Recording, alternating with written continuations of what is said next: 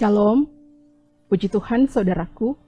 Hari ini kita berada di hari yang ke-301 dalam program Gerakan Membaca Alkitab 365 hari, dan hari ini kita akan membaca dalam Injil Lukas pasal 14 sampai pasal 16. Sebelumnya mari berdoa. Bapa dalam sorga, kami bersyukur karena Engkau memperkenankan kami untuk boleh berada di hari yang baru ini.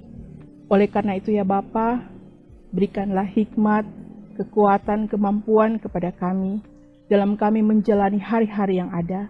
Lewat kami membaca firman-Mu, boleh menguatkan iman percaya kami kepadamu. Di dalam nama Yesus, firman yang hidup, kami berdoa. Amin. Pada suatu hari Sabat, Yesus datang ke rumah salah seorang pemimpin dari orang-orang Farisi untuk makan di situ. Semua yang hadir mengamati dia dengan saksama. Tiba-tiba datanglah seorang yang sakit busung air berdiri di hadapannya. Lalu Yesus berkata kepada ahli-ahli Taurat dan orang-orang Farisi itu, katanya, "Diperbolehkankah menyembuhkan orang pada hari Sabat atau tidak?" Mereka itu diam semuanya. Lalu ia memegang tangan orang sakit itu dan menyembuhkannya dan menyuruhnya pergi.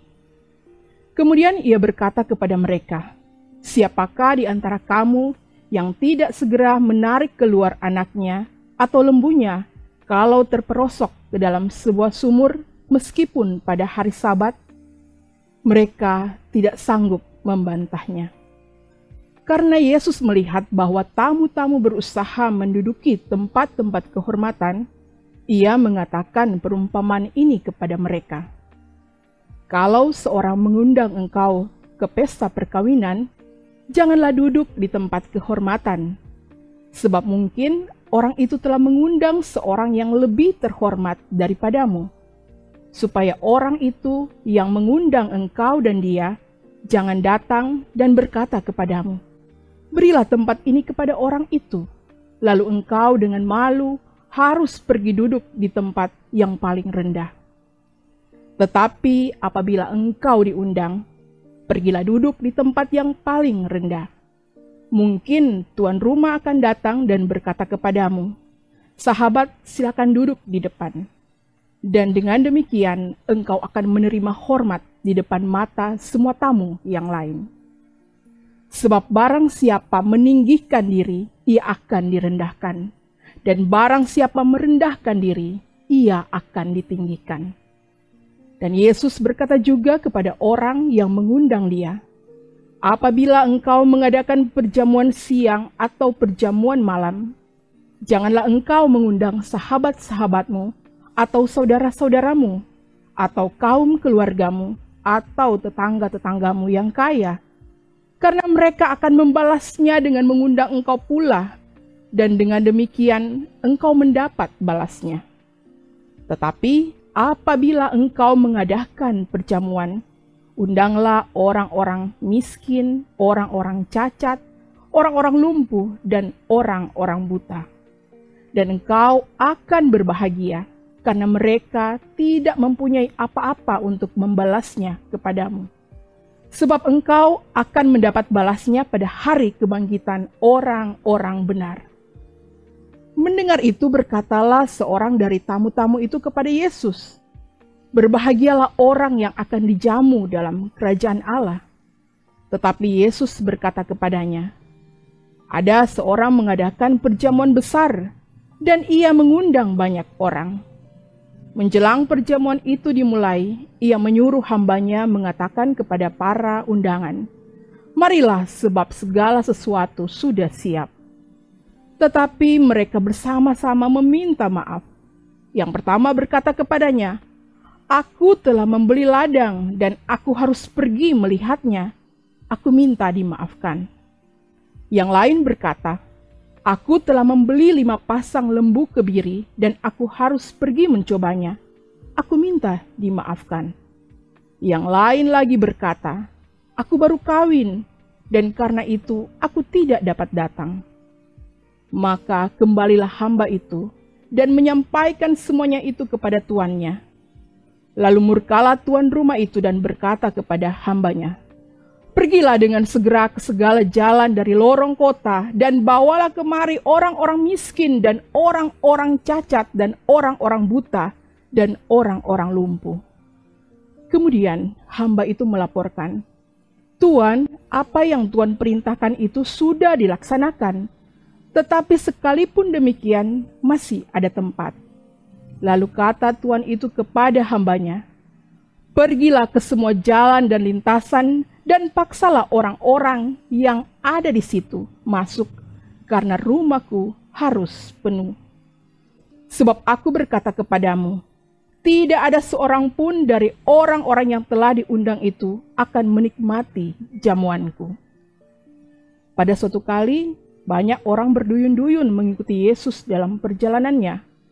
Sambil berpaling, ia berkata kepada mereka, "Jikalau seorang datang kepadaku dan ia tidak membenci bapaknya, ibunya, istrinya, anak-anaknya, saudara-saudaranya laki-laki atau perempuan, bahkan nyawanya sendiri, ia tidak dapat menjadi muridku. Barang siapa tidak memikul salibnya dan mengikut aku, ia tidak dapat menjadi muridku.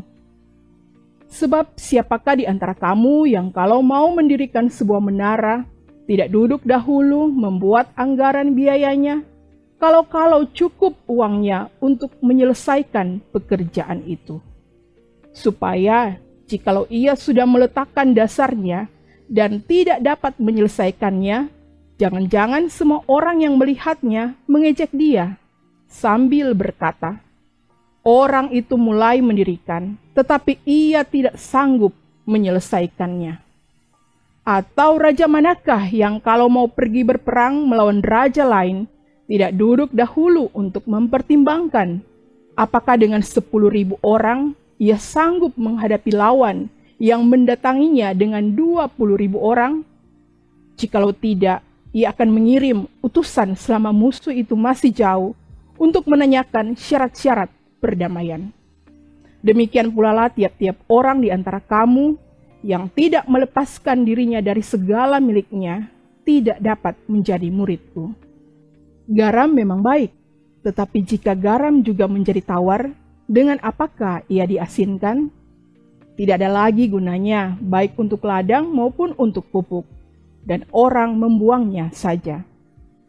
Siapa mempunyai telinga untuk mendengar, hendaklah ia mendengar." Para pemungut cukai dan orang-orang berdosa biasanya datang kepada Yesus untuk mendengarkan dia. Maka bersungut-sungutlah orang-orang Farisi dan ahli-ahli Taurat, katanya, "Ia menerima orang-orang berdosa dan makan bersama-sama dengan mereka." Lalu ia mengatakan perumpamaan ini kepada mereka, "Siapakah di antara kamu yang mempunyai 100 ekor domba, dan jikalau ia kehilangan seekor di antaranya, tidak meninggalkan yang 99 ekor di padang gurun, dan pergi mencari yang sesat itu sampai ia menemukannya? Dan kalau ia telah menemukannya, ia meletakkannya di atas bahunya dengan gembira. Dan setibanya di rumah, ia memanggil sahabat-sahabat dan tetangga-tetangganya, serta berkata kepada mereka, 'Bersukacitalah bersama-sama dengan aku, sebab dombaku yang hilang itu telah kutemukan.' Aku berkata kepadamu, demikian juga akan ada sukacita di sorga, karena satu orang berdosa yang bertobat, lebih daripada sukacita karena 99 orang benar yang tidak memerlukan pertobatan. Atau perempuan manakah yang mempunyai 10 dirham, dan jika ia kehilangan satu di antaranya, tidak menyalakan pelita dan menyapu rumah, serta mencarinya dengan cermat sampai ia menemukannya? Dan kalau ia telah menemukannya, ia memanggil sahabat-sahabat dan tetangga-tetangganya serta berkata, 'Bersukacitalah bersama-sama dengan aku, sebab dirhamku yang hilang itu telah kutemukan.'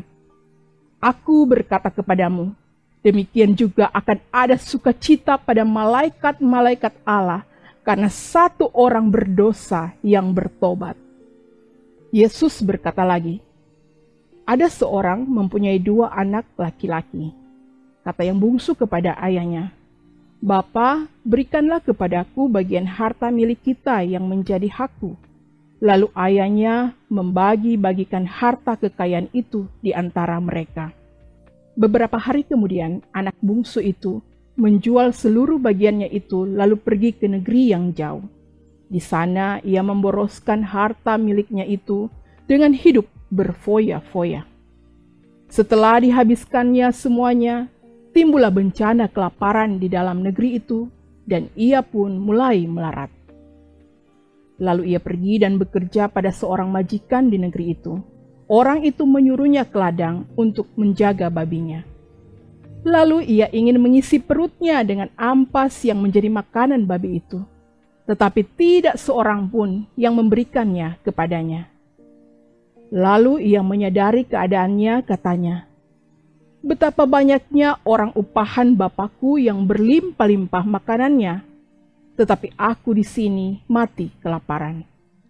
Aku akan bangkit dan pergi kepada Bapakku dan berkata kepadanya, Bapa, aku telah berdosa terhadap sorga dan terhadap Bapa. Aku tidak layak lagi disebutkan anak Bapa. Jadikanlah aku sebagai salah seorang upahan Bapa." Maka bangkitlah ia dan pergi kepada bapaknya. Ketika ia masih jauh, ayahnya telah melihatnya, lalu tergeraklah hatinya oleh belas kasihan. Ayahnya itu berlari mendapatkan dia, lalu merangkul dan mencium dia. Kata anak itu kepadanya, "Bapa, aku telah berdosa terhadap sorga dan terhadap Bapa. Aku tidak layak lagi disebutkan anak Bapa." Tetapi ayah itu berkata kepada hamba-hambanya, "Lekaslah bawa kemari jubah yang terbaik, pakaikanlah itu kepadanya dan kenakanlah cincin pada jarinya dan sepatu pada kakinya. Dan ambillah anak lembu tambun itu, sembelilah dia, dan marilah kita makan dan bersukacita. Sebab anakku ini telah mati dan menjadi hidup kembali, ia telah hilang dan didapat kembali." Maka mulailah mereka bersukaria. Tetapi anaknya yang sulung berada di ladang, dan ketika ia pulang dan dekat ke rumah, ia mendengar bunyi seruling dan nyanyian tari-tarian. Lalu ia memanggil salah seorang hamba dan bertanya kepadanya, "Apa arti semuanya itu?" Jawab hamba itu, "Adikmu telah kembali, dan ayahmu telah menyembelih anak lembu tambun, karena ia mendapatnya kembali dengan sehat." Maka marahlah anak sulung itu dan ia tidak mau masuk. Lalu ayahnya keluar dan berbicara dengan dia. Tetapi ia menjawab ayahnya, katanya, "Telah bertahun-tahun aku melayani Bapa, dan belum pernah aku melanggar perintah Bapa. Tetapi kepadaku belum pernah Bapa memberikan seekor anak kambing untuk bersukacita dengan sahabat-sahabatku.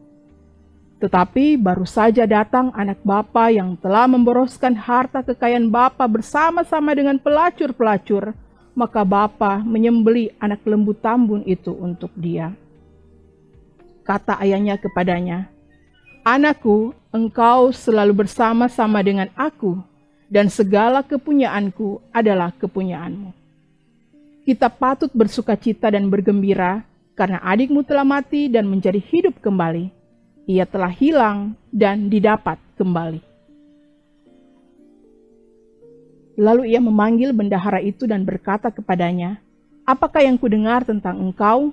Berilah pertanggungan jawab atas urusanmu, sebab engkau tidak boleh lagi bekerja sebagai bendahara."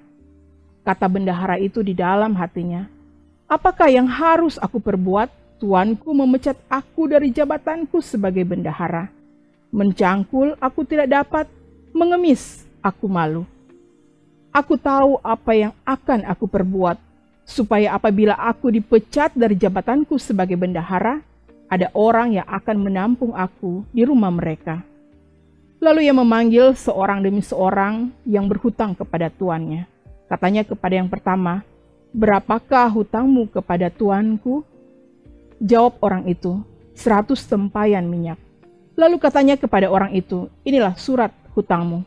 Duduklah dan buat surat hutang lain sekarang juga 50 tempayan." Kemudian ia berkata kepada yang kedua, "Dan berapakah hutangmu?" Jawab orang itu, 100 pikul gandum. Katanya kepada orang itu, "Inilah surat hutangmu. Buatlah surat hutang lain 80 pikul." Lalu tuan itu memuji bendahara yang tidak jujur itu karena ia telah bertindak dengan cerdik. Sebab anak-anak dunia ini lebih cerdik terhadap sesamanya daripada anak-anak terang. Dan aku berkata kepadamu, ikatlah persahabatan dengan mempergunakan mamon yang tidak jujur, supaya jika mamon itu tidak dapat menolong lagi, kamu diterima di dalam kemah abadi. Barang siapa setia dalam perkara-perkara kecil, ia setia juga dalam perkara-perkara besar. Dan barang siapa tidak benar dalam perkara-perkara kecil, ia tidak benar juga dalam perkara-perkara besar. Jadi, jikalau kamu tidak setia dalam hal mamon yang tidak jujur, siapakah yang akan mempercayakan kepadamu harta yang sesungguhnya? Dan jikalau kamu tidak setia dalam harta orang lain, siapakah yang akan menyerahkan hartamu sendiri kepadamu? Seorang hamba tidak dapat mengabdi kepada dua tuan, karena jika demikian, ia akan membenci yang seorang dan mengasihi yang lain, atau ia akan setia kepada yang seorang dan tidak mengindahkan yang lain. Kamu tidak dapat mengabdi kepada Allah dan kepada Mamon. Semuanya itu didengar oleh orang-orang Farisi, hamba-hamba uang itu, dan mereka mencemoohkan dia. Lalu ia berkata kepada mereka, "Kamu membenarkan diri di hadapan orang, tetapi Allah mengetahui hatimu. Sebab apa yang dikagumi manusia dibenci oleh Allah. Hukum Taurat dan kitab para nabi berlaku sampai kepada zaman Yohanes. Dan sejak waktu itu kerajaan Allah diberitakan, dan setiap orang menggagahinya berebut memasukinya. Lebih mudah langit dan bumi lenyap daripada satu titik dari hukum Taurat batal. Setiap orang yang menceraikan istrinya, lalu kawin dengan perempuan lain, ia berbuat zina. Dan barang siapa kawin dengan perempuan yang diceraikan suaminya, ia berbuat zina. Ada seorang kaya yang selalu berpakaian jubah ungu dan kain halus, dan setiap hari ia bersukaria dalam kemewahan. Dan ada seorang pengemis bernama Lazarus, badannya penuh dengan borok, berbaring dekat pintu rumah orang kaya itu, dan ingin menghilangkan laparnya dengan apa yang jatuh dari meja orang kaya itu. Malahan anjing-anjing datang dan menjilat boroknya. Kemudian matilah orang miskin itu, lalu dibawa oleh malaikat-malaikat ke pangkuan Abraham. Orang kaya itu juga mati lalu dikubur. Dan sementara ia menderita sengsara di alam maut, ia memandang ke atas, dan dari jauh dilihatnya Abraham dan Lazarus duduk di pangkuannya. Lalu ia berseru katanya, "Bapa Abraham, kasihanilah aku. Suruhlah Lazarus supaya ia mencelupkan ujung jarinya ke dalam air dan menyejukkan lidahku, sebab aku sangat kesakitan dalam nyala api ini." Tetapi Abraham berkata, "Anak, ingatlah bahwa engkau telah menerima segala yang baik sewaktu hidupmu, sedangkan Lazarus segala yang buruk. Sekarang ia mendapat hiburan dan engkau sangat menderita. Selain daripada itu, di antara kami dan engkau terbentang jurang yang tak terseberangi, supaya mereka yang mau pergi dari sini kepadamu, ataupun mereka yang mau datang dari situ kepada kami, tidak dapat menyeberang." Kata orang itu, "Kalau demikian, aku minta kepadamu Bapa, supaya engkau menyuruh dia ke rumah ayahku, sebab masih ada 5 orang saudaraku, supaya ia memperingati mereka dengan sungguh-sungguh, agar mereka jangan masuk kelak ke dalam tempat penderitaan ini." Tetapi kata Abraham, "Ada pada mereka kesaksian Musa dan para nabi. Baiklah mereka mendengarkan kesaksian itu." Jawab orang itu, "Tidak, Bapak Abraham, tetapi jika ada seorang yang datang dari antara orang mati kepada mereka, mereka akan bertobat." Kata Abraham kepadanya, "Jika mereka tidak mendengarkan kesaksian Musa dan para nabi, mereka tidak juga akan mau diyakinkan sekalipun oleh seorang yang bangkit dari antara orang mati. Demikianlah pembacaan firman Tuhan. Mari berdoa. Bapa Surgawi, syukur kami naikkan kepadamu karena kami boleh bersama-sama membaca dan mendengarkan firman-Mu.